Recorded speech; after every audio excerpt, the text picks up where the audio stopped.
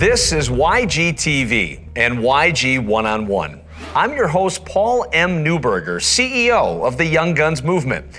Today, we're on set right here at Serendipity Labs going one-on-one with Terry Tuttle, president of HellermannTyton North America. Let's go.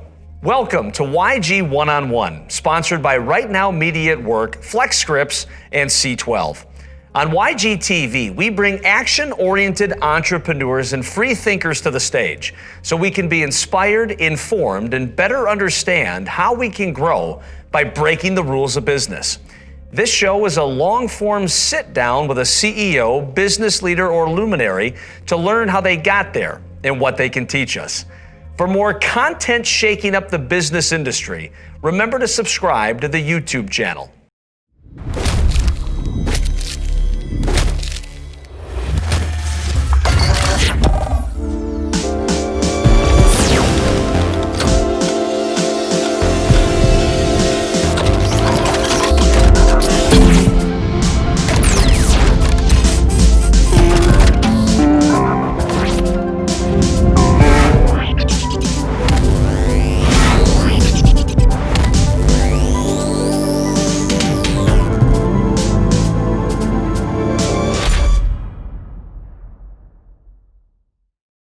So we're very excited today to have in studio Terry Tuttle, the president of HellermannTyton North America. Terry, thanks for joining us here today. Well, thank you, Paul. It's a pleasure to be here. Well, it's wonderful to have you.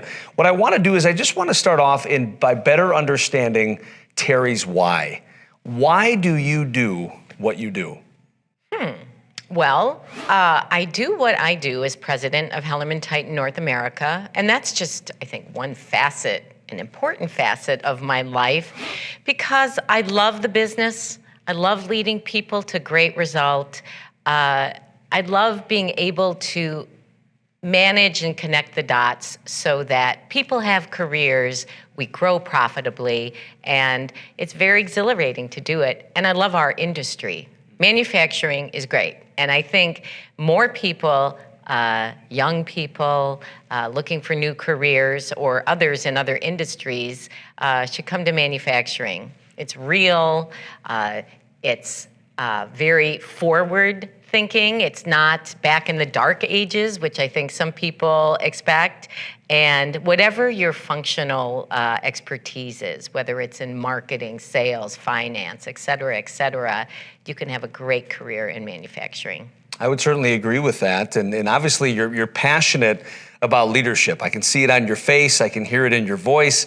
Where did that passion for leadership come from, Terry? Do you recall that from an early age? Did that develop later in life? Where is the zest for leadership coming from? I think I'm a person who doesn't like to label things. And I know that gets confusing to people because I'm often asked, who is your role model? I don't have one. I think I love certain archetypes and I love qualities and characters about people. So when I think about leadership, I can't exactly pinpoint the time where I thought, you know, I'm a really good leader. Maybe at Augustana College, where I got my bachelor's degree, some of those qualities emerged and came together for me, and that could be the start. And you talk about some of those qualities where they came together for you. How would you define those qualities? What specific qualities were those that you started to notice in yourself that kind of put you on this trajectory that you've been on? I think that I have a viewpoint, and I think I can communicate it very well to others, yet not be dictatorial. So it's listening to what people want, having a point of view, communicating it very effectively, and involving everybody in their opinion. And that doesn't mean that you take everyone's opinion, because then you are really not a leader. But what you do is you're inclusive and you connect the dots and you communicate the direction very clearly. And I saw some of that at my college, Augustana College, and I didn't think, wow, that poises me to be a future leader. I think things back then were different. It's not like you had mentors and a lot of career path. You know, you're just thrown in there, go figure it out on your own. And but I think that's where it materialized. Sure, and you had alluded to communication a little while ago, and one of the things that before we went live for this interview that we were talking about, I actually wrote it down. You had said communication is well above the verbal. Mm-hmm. That's pretty insightful. What do you mean by that specifically, and how can others learn from that statement?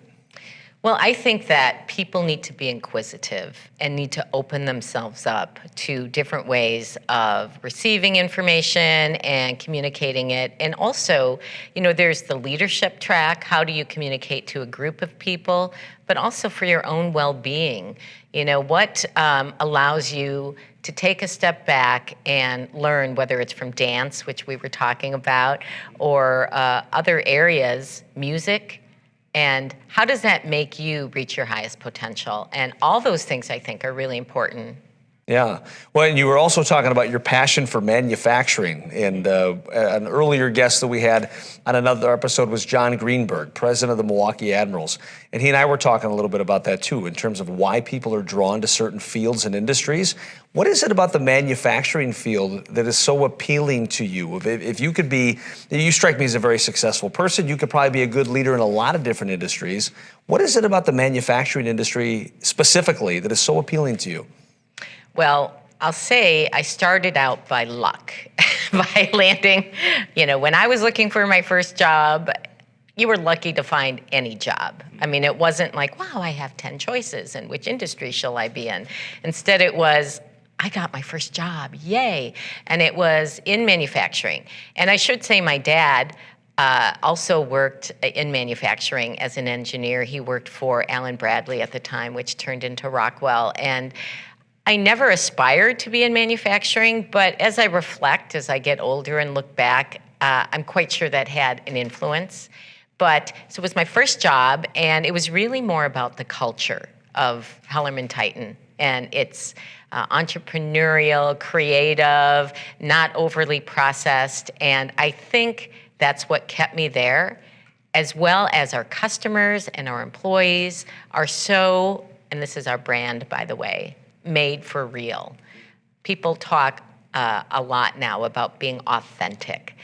What does that mean? And HellermannTyton originated authentic, and that really appeals to me. I don't like a lot of BS or politics, and HellermannTyton can provide that for people. We're just getting started.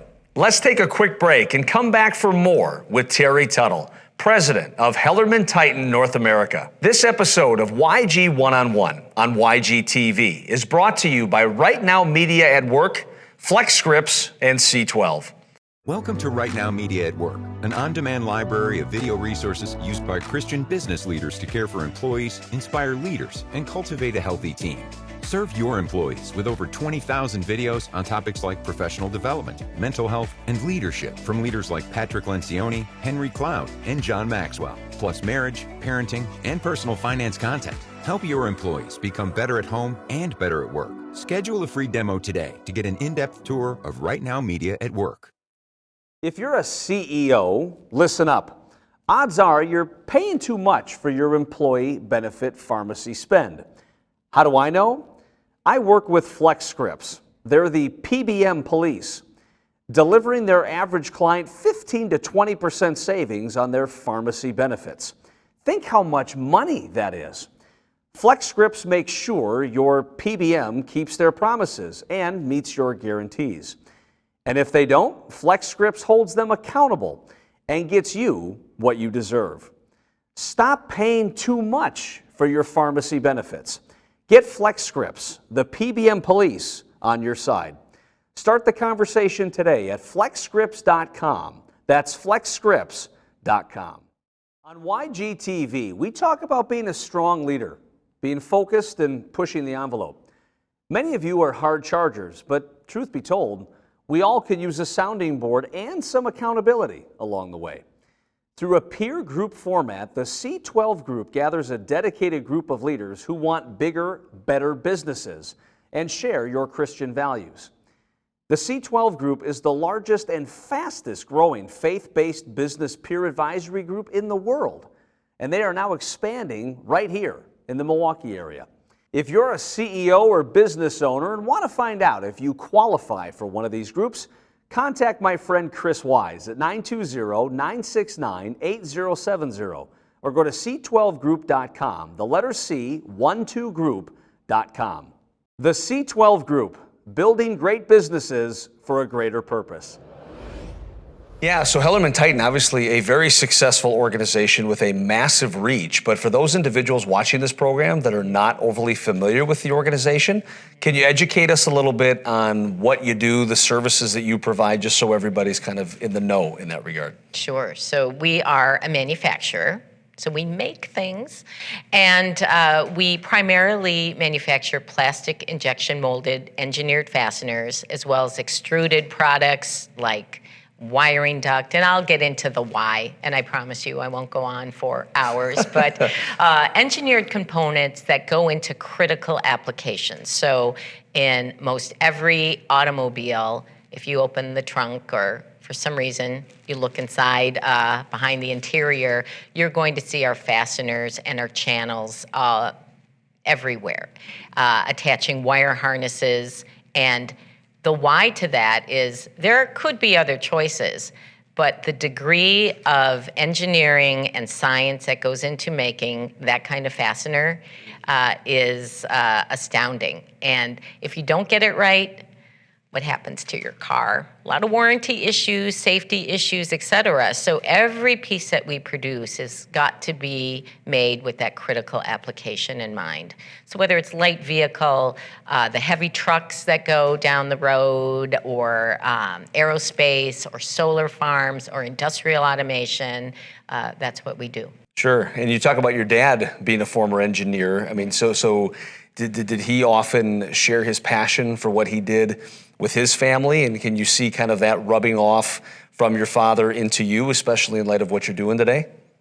It does. And he said to me one time, and it's always stayed with me, he said, "Terry, I don't have to go to work. I get to go to work." And it's something that I've told my daughter. And work takes up so much of your time, and you better love it, find a way to love it, and realize that every job is important. You don't have to be a president, a packaging operator at HellermannTyton. So many see the real value of what they do and the energy that they put in and the commitment and the character and why it's important. Every job is important. Yeah, what an awesome perspective readjustment that is, because you can think about all the have-tos you say in life. I have to, you want to go golfing tonight? No, I have to go. I have to have dinner with my family tonight. Have to have dinner with your family? What a blessing that is. You get to have dinner with your family. Absolutely. Have to go to work versus get to. That is certainly a nice perspective readjustment for sure. So you're the president, as we said, so the president of HellermannTyton North America. Not everybody aspires for a leadership role. Not everybody aspires to move up the corporate ladder, as it were. Obviously, that was something that you wanted to do.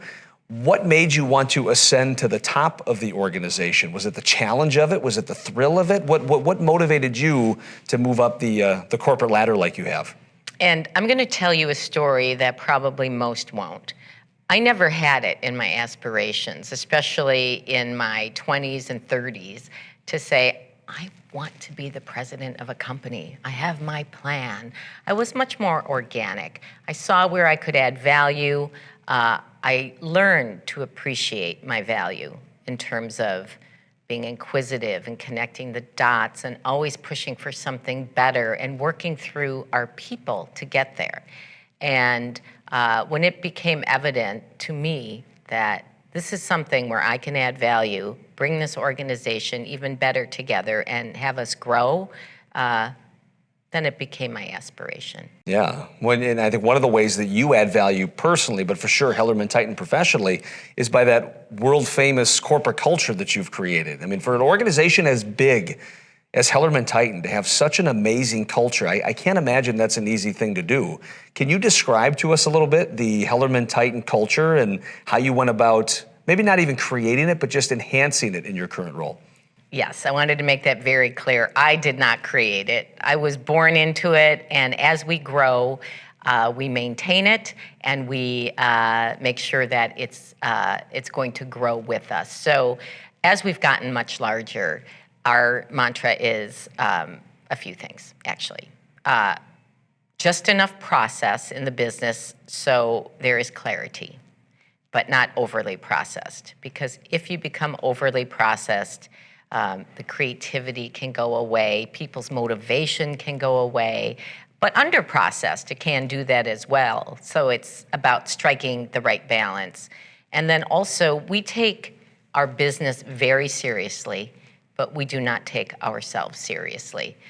We're very down to earth. And in that culture, people are recognized and realize that what they do is very important.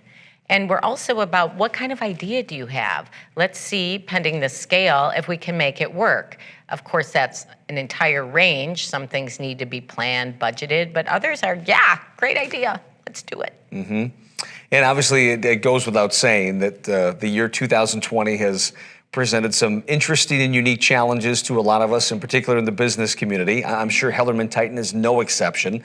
What kinds of challenges has this global pandemic caused HellermannTyton, and how have you been able to strategically pivot to ensure that you guys are able to do the things that you need to do during these challenging times? It has been an interesting year, and it's a year of spikes. So it didn't just sort of gradually go down and then gradually rise back up in terms of orders. It a lot of it just disappeared. We are in a lot of different markets and we're an essential business, but in the light vehicle market, literally just stopped. And so we had to manage, how do we ensure that we have the right labor, the right workforce, maintain people's positivity, because it is going to come back. And so we've had to manage the spikes, the downturns, and now the rapid upturn, very rapid for HellermannTyton. And through it all, things that I did that I think worked out very well is revolved around the idea of transparency. We were as open as we could be with everybody. Here's our situation. Here are our orders. Here's what we need to do. We did have to furlough people for a while in between April and June, but then we brought people back and everyone pulled together. I got so many nice notes about how our management team handled it in the right way, and they understood what their future held, and they understood what the situation was, and they thanked us. And also, the health and safety was paramount. We're in manufacturing. We had anyone who could work remotely to work remotely, and they still are, but you cannot take an injection molding press home and put it in your garage. So we have people coming in, but literally our safety procedures, which some people adopted much, much later, we had on day one.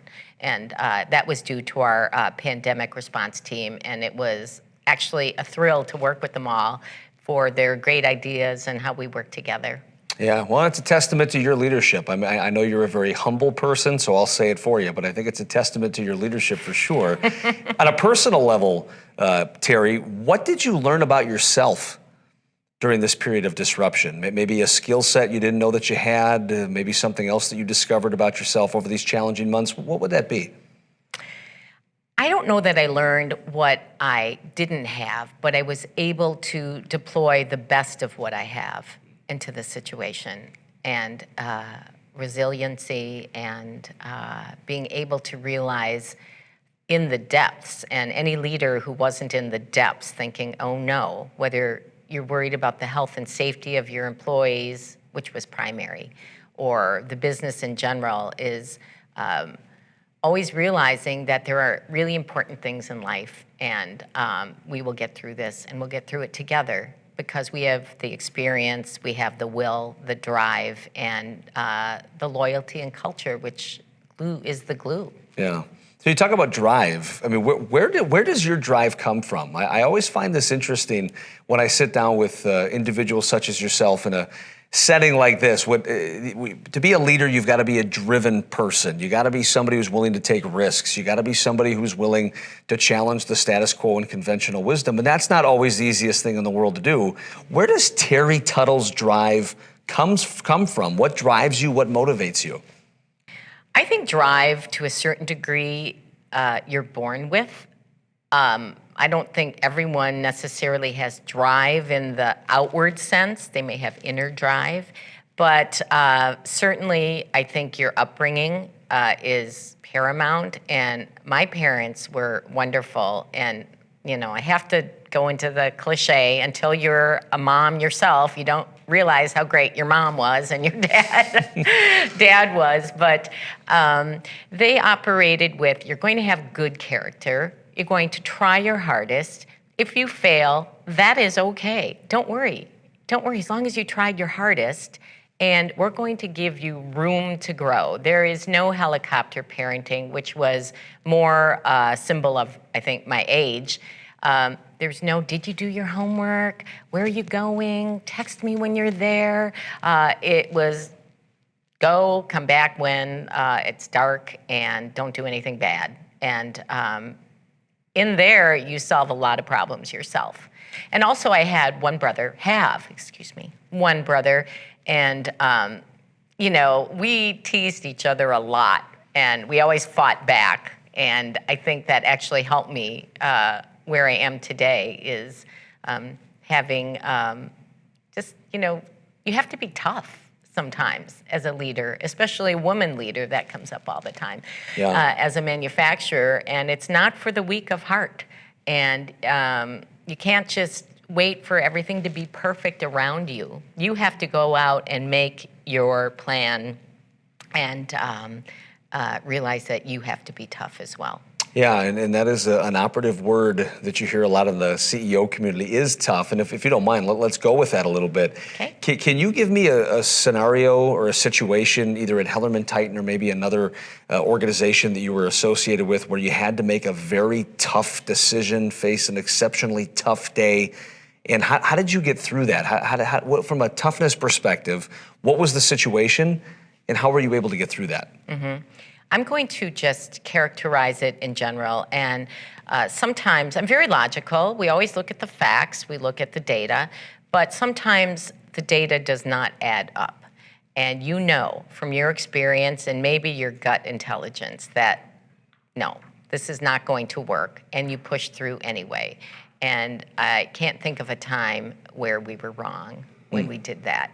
And so it's about getting people to come on board with you and say, listen, this is the way it has to be. I know the data says this, but there's something missing. You know, your assumptions are not correct. So let's go in this way. And it worked out. Did you find for the most part that most leaders have that intuition, or is that just one of those intangibles that either you have it or you don't? So somebody says, trust your gut. Do you think there's a number of leaders out there that say, well, I just don't have that sense of intuition? Or do most people have it, they're just not focused on it enough? I think it's based on the individual. Let's call it 50-50. Or maybe in terms of upper leadership, maybe it's more 70-30. I think it depends on your style. And some people will only go with the data. And sometimes you have to look around, you know, see what's going on. And your gut comes from your experience. And for us, that's in the industry. So I think it varies. Sure. So we were talking a little bit while ago about how HellermannTyton has handled this very turbulent 2020. And I think from your experience, obviously you've got friends in other organizations, you maintain relationships with other executives. Some businesses are navigating these choppy waters fairly well. Others are struggling. And we certainly don't need to name names, but are there any, if you look at the ones that are doing well, or as well as could be expected, what characteristics do you think they have versus those that are struggling? Is there a way that you can say, well, when the waters get choppy, when times get tough, organizations that are more likely to be successful are like this, whereas organizations that may struggle are more like this? Could you fill in those blanks at all for us? Sure. For me, it's been pretty clear as I've witnessed some of it. If you ran a good business all the way around, I'm not talking service, I'm talking manufacturing, because I feel terrible about the service industry, and this does not apply to them. But in manufacturing, if you ran a good business all the way around, you were fine. Did you hit your projections? No, but you'll be fine. Did you diversify your markets? Did you have good financial acumen and procedures? Did you keep your commercial business going through it all? And those are just standard good practices. If you did it, on you go. So when we talked about the corporate culture of HellermannTyton, I mean, it just seems like you guys not just are a good place to work, but you're actually growing your employees. You're bettering your employees. I'm very blessed to say that I've got friendships with a number of HellermannTyton employees, and it just seems like from a professional development standpoint, challenging the employees, that is something that you truly believe in. Why is that so important for you guys as an organization to really put such an emphasis on growth and professional development? Well, I love offering people career paths because I see how it helps them. It could help their families if they're supporting a family, and if they're not, you always want to, I think, grow within your committed employee base. And sometimes it requires additional training, or you need this, or you need that, but that's where we look first. And we also balance it, though, with recruiting and hiring people from outside the company. So we have a good internal base, we have people to bring new ideas in, and together it's a wonderful collective. Yeah, I would say so. So I'm somebody that's listening to you talk. We're talking about your corporate culture, all the various stuff that you got going on, and I'm saying, all right, starting today, I really want to make my corporate culture better, but I don't know where to start. There's a number of different places I could start, a number of different things that I could do. If I was a C-suite executive looking to improve my corporate culture, and I could only start in one area by doing one thing or looking down a certain path, what would you recommend that one thing be? Well, it really does vary on where your baseline is, but let's just make an assumption that you're not using people as your foundation. Your culture is around people, and in fact, in our strategy, we have people holding up the strategy, and we look at career, competence, and community. So how are you furthering each path? And start with them. Are you listening to them? Are you explaining the why of your decisions? And are you actually among them? Not above them, among them. So how does Terry Tuttle stay among the HellermannTyton employees? What specifically do you do to make sure that you're keeping your boots on the ground, as it were? Yeah, well, I'm very hands-on, but not to the point of making the decisions. But I am in important meetings. I do not sit in an ivory tower. I genuinely care about what people are doing, how their families are, how they are. Well, especially pre-COVID, now I've really tried to limit it. I hope not in the future, but I get into the plant. I know and value the workers. I've worked their job. I know what struggles and what opportunities there are. And you need to do that, and it helps you as a leader make better decisions anyway.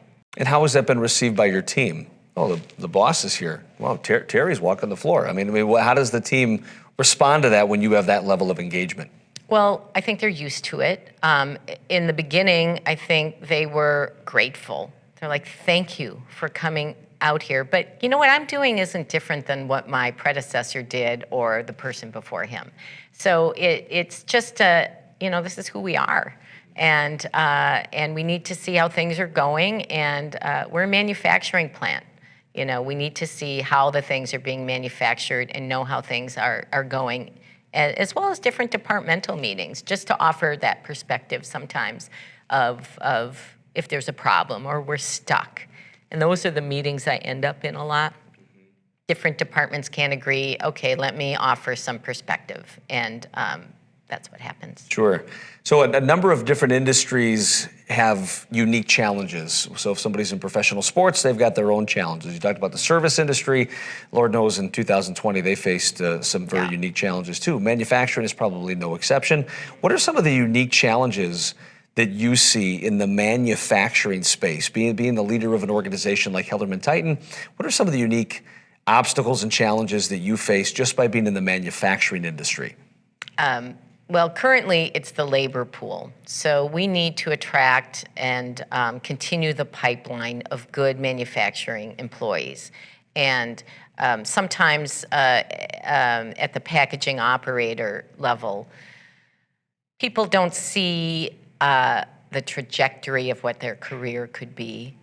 We have definite career paths that we talk about and that we execute on in manufacturing. So the labor pool, especially the non-experienced pool. We need to get more people into the business. And also, we, like many companies, are looking at automation. Well, we've done automation since the 80s, so we were early on to it. But how do we further automate in order to drive better quality than we have today and to become even more precise? And so it's not a challenge, it's something we've been doing, but it's definitely an opportunity. Yeah, well, in the first one, I want to kind of go back to that a little bit too. When you talk about manufacturing actually being a good place to work, let's talk about this. Let's start filling our pipeline.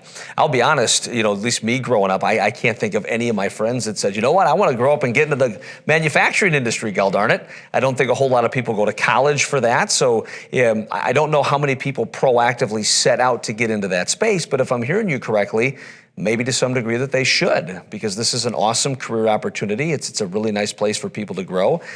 I'm sure if you had the answer to this, it'd be the million-dollar question, but how do you envision, as a leader of a top-notch manufacturing organization, we start getting people excited about the manufacturing space and we start filling that pipeline? Any ideas on how we can start doing that? It's starting young, and we participate in, and I think the Milwaukee community, being a manufacturing hub, does a lot of that. So how do you get middle school kids interested in it through like Be the Spark Tour? They come in and we host kids. How do we do apprenticeships? And it is perception, and I know that there was an initiative in Milwaukee to dispel the perception that manufacturing is dark, dangerous, and dirty. And oh my gosh, come into HellermannTyton. Well, you can't right now, yeah. But it is so light and bright and commercially oriented with a proactive contemporary brand. And we definitely need, in different functions, the people with the college experience in terms of, we have the PhDs and things like that, of course, in our material science area. But if you're working in the plant, and I can assure you that there's a stigma as well, I think, with people should go to college. If your kid doesn't go to college, they won't be successful. They're somehow second tier. And no, don't put your kids to college if they have no desire to go and they're very mechanically inclined. I mean, they may want to get that later on, depending on where they want to go.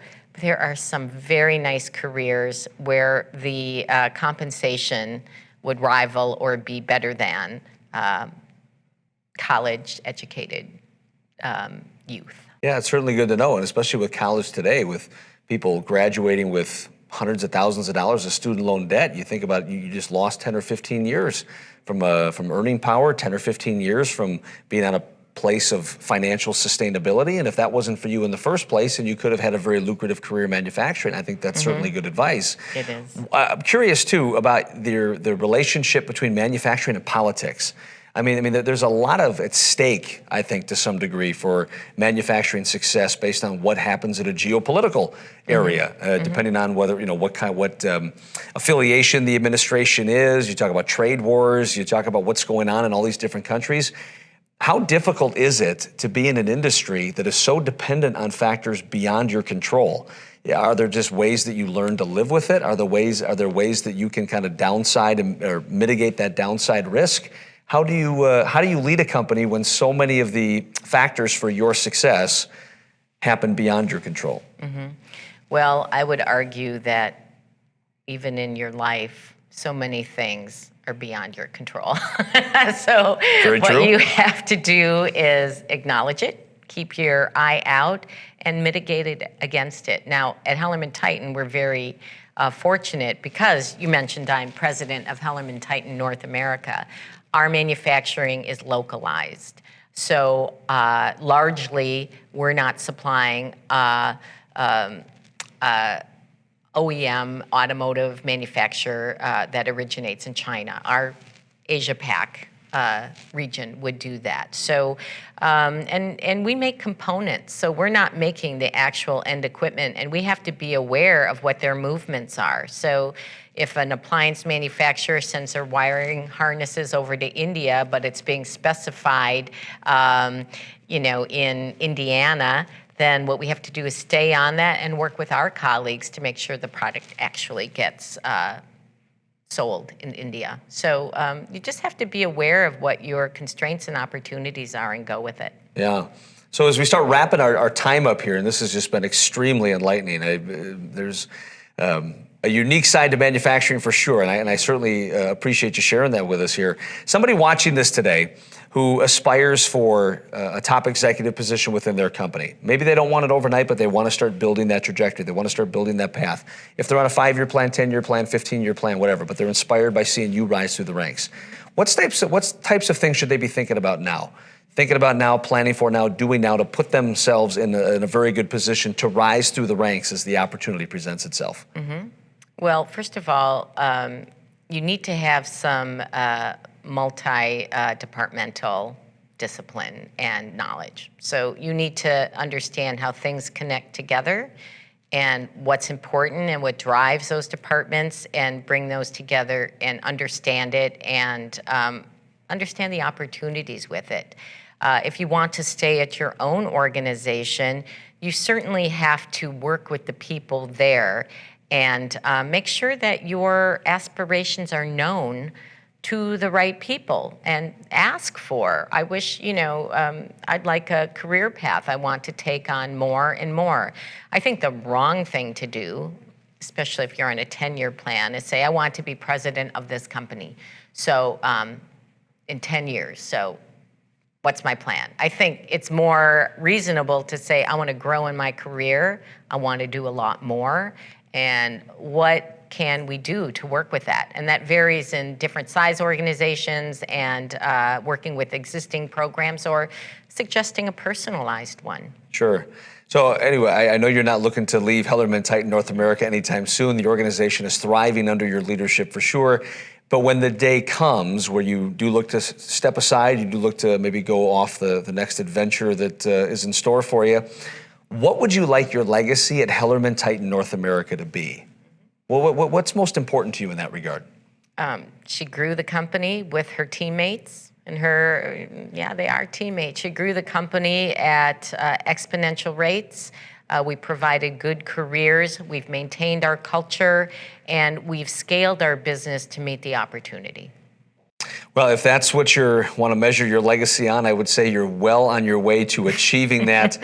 Terry Tuttle, president of HellermannTyton North America, thank you so much for taking time out of your busy day. This was an enlightening conversation, and I think we shed a lot of light on not only the manufacturing industry, but also leadership, and we owe you a debt of gratitude for that. Well, thank you, Paul. It was a pleasure.